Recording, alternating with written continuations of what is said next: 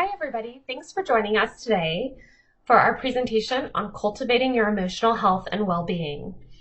My name is Ginny Joseph. I'm coordinator of PBIS and mental health at Orange County Department of Education, and I'm joined with two other colleagues from OCDE, Lina Bender, who's a coordinator of restorative practices and PBIS, as well as Lucy Vezutto, who is coordinator of student mental health, social emotional learning, and restorative practices. We want to direct your attention to the California PBIS Coalition events page for materials that will be included in this presentation. So you can go to the events page where you registered for this webinar to get any associated materials, including the PowerPoint presentation. We want to thank the California PBIS Coalition for hosting these series of webinars, which are so needed in this time where educators and students and families are seeking guidance during the stay-at-home time we're all experiencing. And a special thank you to Stephanie Tague at Santa Clara County Office of Education for having the vision to launch this series of very important webinars. We have three objectives for our presentation today. The first is to share work from home tips to establish boundaries while you're working from home and to promote your emotional health and well-being. The second is to connect you with your community of educators using the breakout rooms. And in those breakout rooms, you'll be sharing what challenges you've been facing as you've been working from home and what strategies you've used to address those challenges.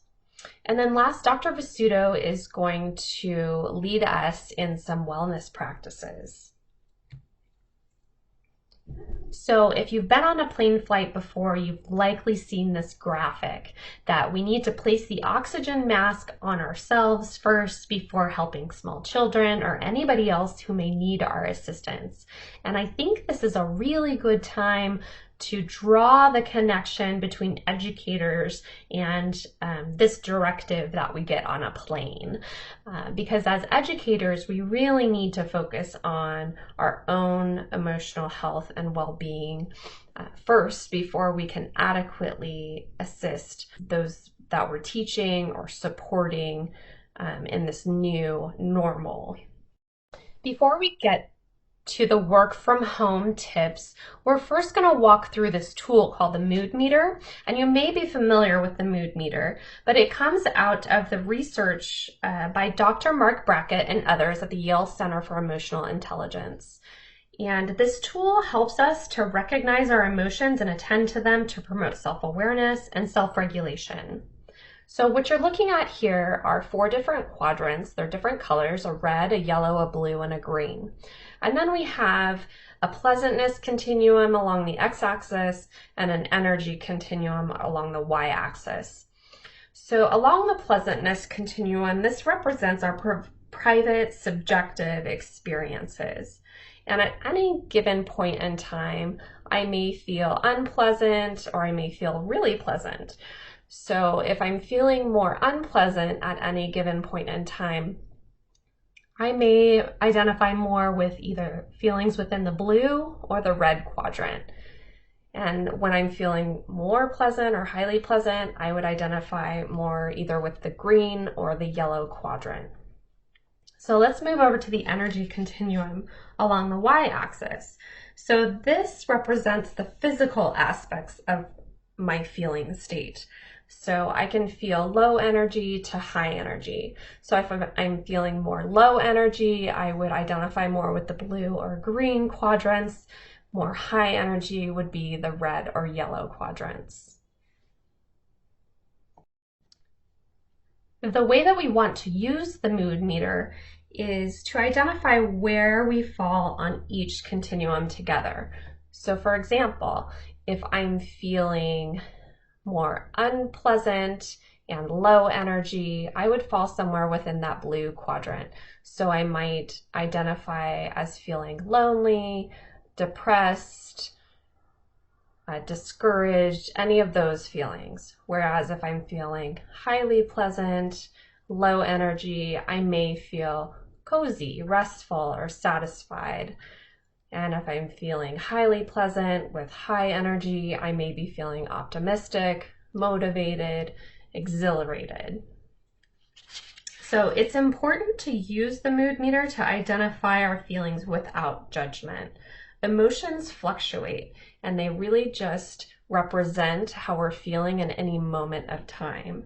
And we want to know how we're feeling during these moments of time so that we can, one, identify where we're at and use that as a map or a roadmap to know where we want to go.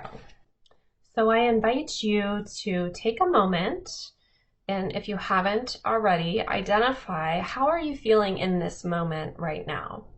Are you feeling a little bit lower on the pleasantness scale, higher on the pleasantness scale, low energy, high energy? Which color quadrant would you fall in right now? And which feeling would most match how you're feeling in this moment? And once you've identified that feeling, I invite you to write it down. At the end of today's presentation, we're going to introduce the mood meter again and see if any of those feelings have changed in any way. A few weeks ago, Dr. Mark Brackett presented a webinar within the Castle Cares series, and he brought some results of 2 polls he took of educators. The first one was in 2018, educators from around the United States, and around 6,000 responses. So the results he presented here are within the form of a Wordle. And if you have used a Wordle before, you'll know that the more responses that are similar, the bigger the word appears. So most educators identified feeling frustrated, stressed, and overwhelmed. So there are other more positive feelings that are represented in this Wordle, as you can see: joyful, happy, proud. But overwhelmingly, there were some of those red words there. Let's contrast that with a poll given to educators just before the webinar a few weeks ago. So how educators feel now in 2020, the overwhelming word was anxiety. And so anxiety on that mood meter scale is low on the pleasantness and high on the energy. And really, a lot of the words that are larger are representative of time we're spending in the red and blue feelings, so on the low pleasantness scale. And that's really to be expected given this abrupt change in how we're working and living our daily lives. But we need to know that we need to support ourselves in that space. So we don't want to suppress or push aside those feelings, but instead we want to identify strategies for working through those feelings. Here's just a quick slide on what works in reducing teacher stress and improving health overall. So today we're going to focus on the workplace wellness and stress management and mindfulness strategies. Here are 5 workplace wellness tips that we're going to share with you today. And after we share these tips, we will have some time to talk with each other in breakout rooms. But as we go through each tip, reflect on if that's something you might want to try, that you might think it sounds helpful, or if there are other things that sound helpful, jot them down. Tip number 1 is to maintain your morning routine. So anything you did getting ready for work before the stay-at-home orders, maintain that routine as much as possible. So whether it was enjoying a cup of coffee before getting ready to go to work, or if it was working out in the morning or connecting with a family member on the phone every day, maintain that as much as possible. This will lend itself to a sense of calm, sense of normalcy, and something we call behavioral momentum. So behavioral momentum is when we engage in smaller, easy, familiar things that we've done in the past. That will help set us up for tackling those more difficult and demanding tasks. Tip number 2, have a designated workspace.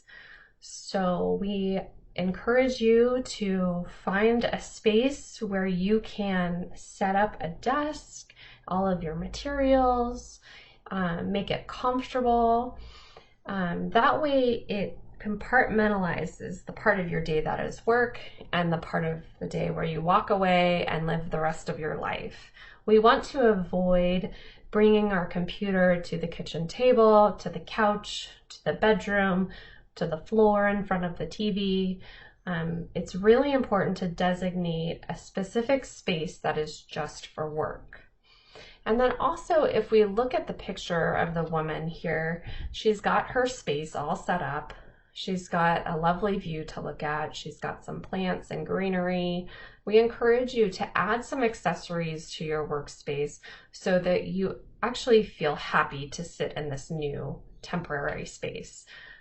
Myself, I went and shopped my house so that I set up my folding table and my desk with my materials, my laptop, and then I grabbed some pictures from other rooms and went outside and cut some flowers and put them in a vase on my desk so that I had some happy things to look at instead of just a plastic table with a gray wall in front of me.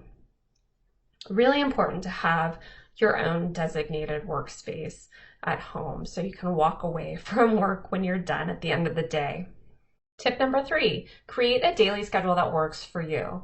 I really like this sample schedule because before I saw this schedule, I really only thought about what my schedule would be for work during those normal work hour times. This one incorporates what are you doing before and after your work time to support your emotional well-being. I also like to highlight that within the workday, there are small break times built in every 30 minutes to take a break, get up, walk away, refill your water glass, and whatever else you may need to do. It's important to note, though, that everybody's schedule is going to look a little different, so creating one that works for you and your environment, your home life, is really important. We want to make sure that everybody is setting realistic expectations for what they're able to accomplish during the day. Another really nice tip that has been shown to reduce stress is to make a list. Make a list of the things that you want to get done that are realistic for the day, and that often helps to reduce our stress. We also want to make sure that we're setting boundaries, that there's definitely an end time to work.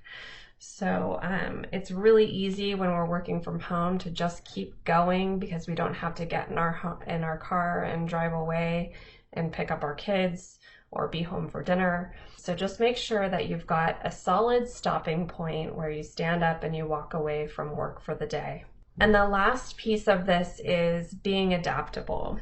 So how have you adapted your daily schedule to our new normal? What do you need to change, or what have you changed? It's really important to be adaptable during these times. And check your own assumptions about your productivity. What do you need to get done in the day? Tip number 4, how are you staying connected to friends, family, and colleagues? So we have some colleagues that have developed a regular time during their week where they've carved out some time to enter into a video call with colleagues where they're not talking about work at all. They're just talking about how life is in general, those casual conversations that we would have normally at work. They're creating time for those conversations in an intentional manner and having little coffee chats throughout the week with each other.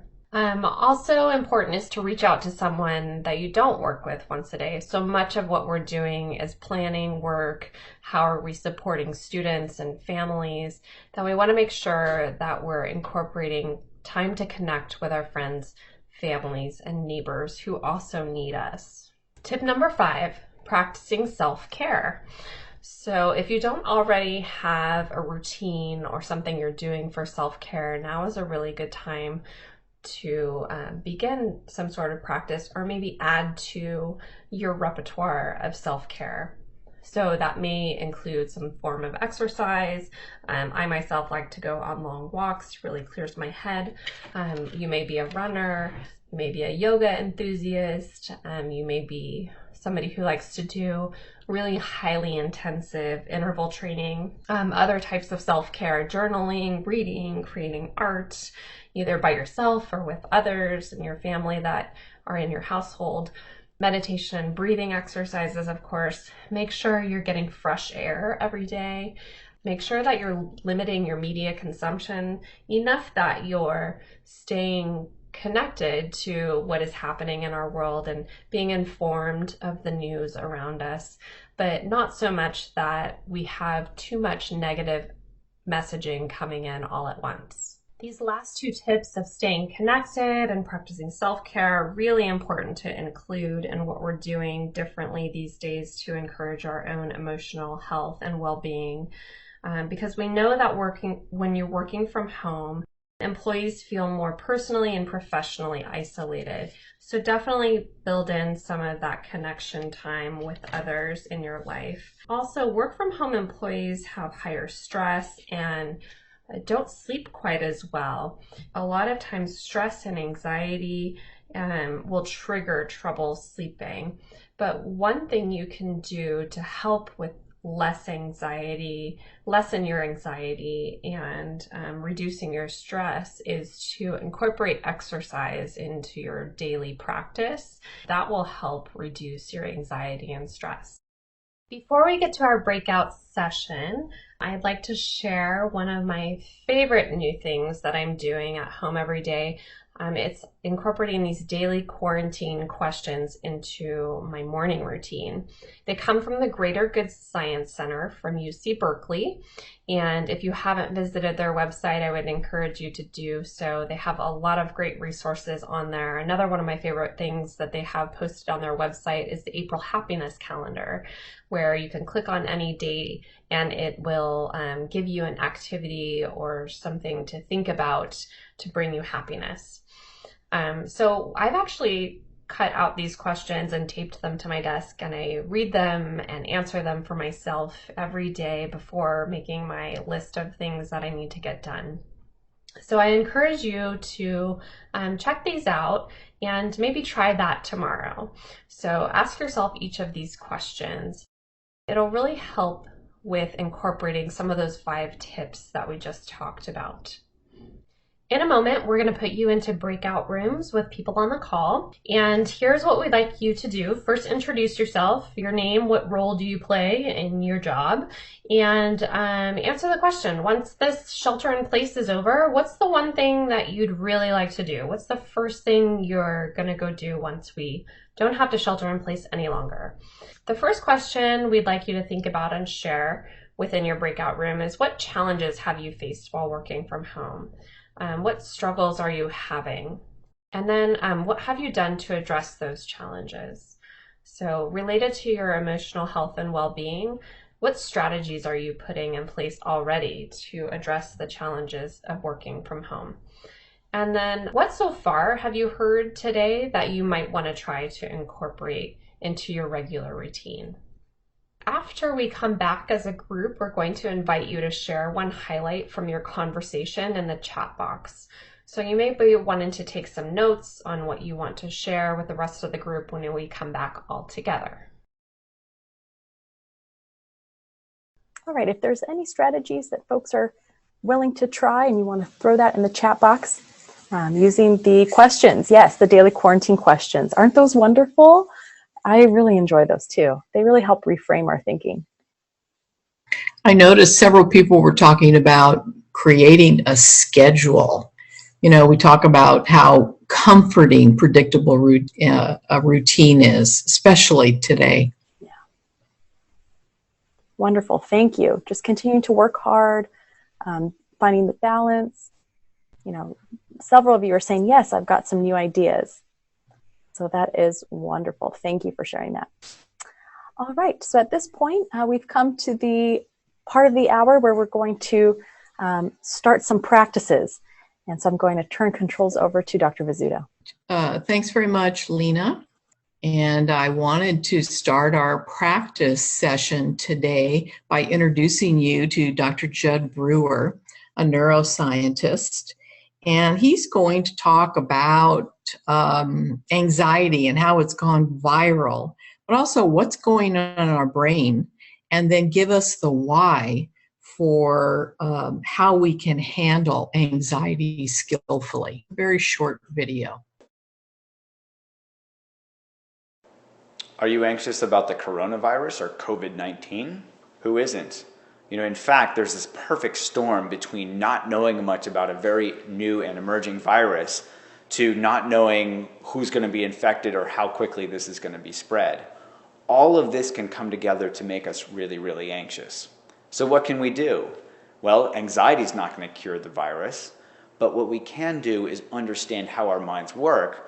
So here are a couple of very simple steps that you can take to work with coronavirus anxiety. First, understand how your mind works. If you can start to see any habit loops that are getting spun out around getting afraid or anxious about that virus, you can step back and check in to see, oh, what does this feel like in my body? Are these thoughts, are these emotions that are pushing me around? The second step is you can actually ground yourself simply by bringing awareness to your body or your breath, maybe even taking a couple of deep breaths, so that you're stopping that cycle from spinning itself out. What that does is help us calm down in the moment and help get our prefrontal cortex back online so that we can respond appropriately rather than freak out. As we start to see this habit loop, we can then work with it much more effectively and be able to skillfully respond rather than habitually react. That habitual reaction can actually spin us into more anxiety. Oh no, oh no, oh no. Whereas the skillful response helps us step back and say, wait a minute, I'm doing everything that I can. And with this, we can not only step out of our own anxiety habit loops, but we can not add to the craziness of the anxiety around us.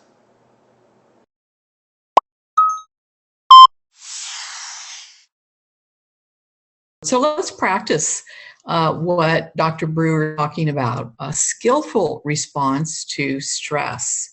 So the first practice, we're going to do some deep diaphragmatic breathing. So I invite you to sit back in your chair and firmly plant your feet on the floor and just rest your arms in your lap. Loosen your jaw. We carry a lot of tension in our jaw. And we're going to pause for a moment and take 3 or 4 deep diaphragmatic breaths. And you might want to put one hand on your belly. That's going to be your signal that you're taking deep diaphragmatic breaths. If you're breathing from your chest, that's stressful breathing. So we're going to inhale through our nose and then exhale through our mouths. So inhale deeply, expand your belly, pause, and then exhale through your mouth, slowly, long exhalation. Inhale deeply, pause, exhale through your mouth. And again, inhale deeply, deeply, deeply, pause, and exhale through your mouth. Let's do one final one. Inhale deeply, pause, and exhale. Now just notice how you're feeling. If you're particularly anxious at this moment when you're taking your pause in the middle of the day, you're doing your deep breathing practice, just look around and notice the concrete things around you. Notice the table, notice the, excuse me, the chair, maybe notice a glass. That can help you to relax. The next practice we're going to do is called the arrival practice. And the first practice we did was a stress reduction, stress management practice.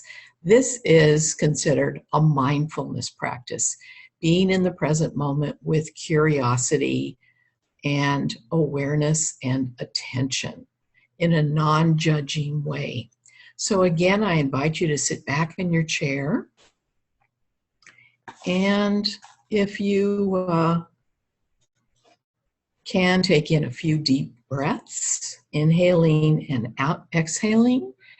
And the first sense we're going to use is our sense of sight.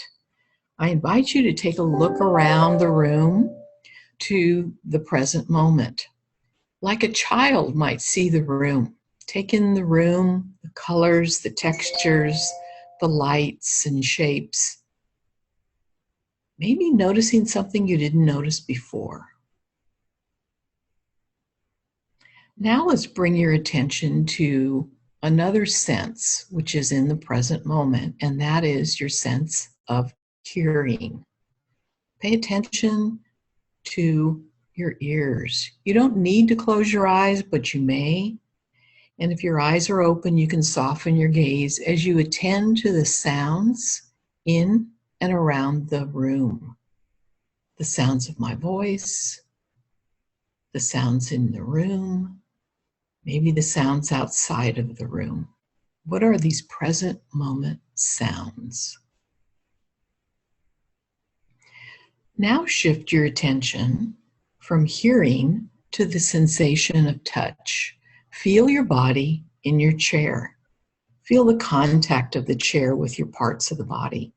Feel the sensation of touching. This is already happening. We're just bringing our attention to this sensation, contact with the chair. And if your mind is wandering, that's perfectly natural.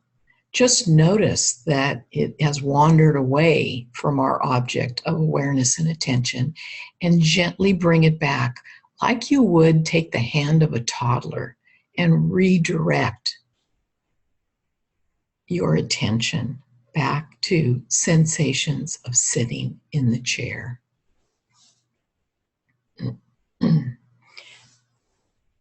You may have to do this over and over again. That's perfectly okay. Now move your attention to your feet. How do your feet feel? What are your feet touching? Feel the sensation of being grounded by your feet. When you're especially anxious, shifting your awareness in your feet can be a powerful shift into the present moment. Now notice your hands. How do they feel? What are they touching? Are they cool? Are they warm?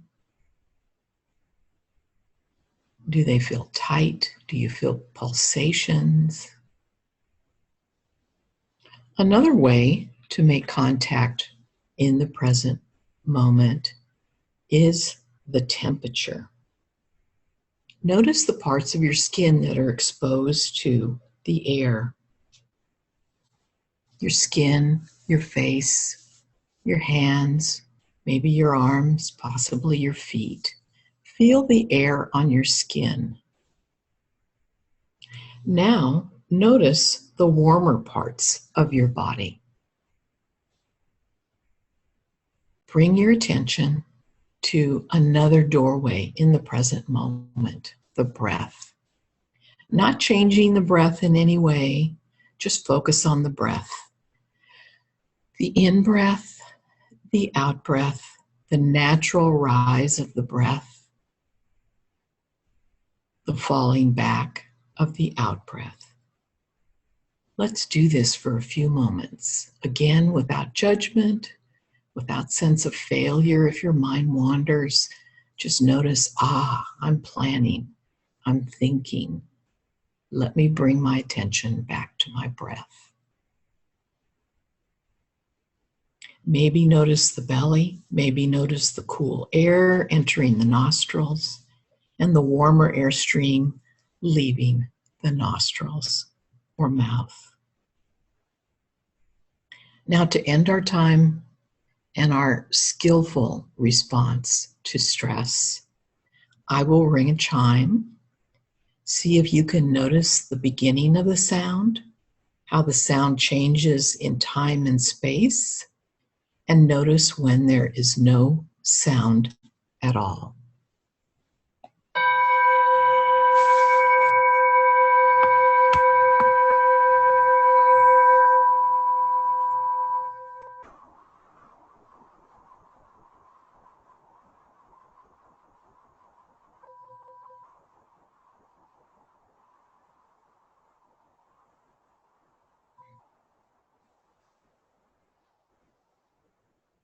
If your eyes are closed, gently open your eyes and sit there for a moment as we come to an end of our skillful practice.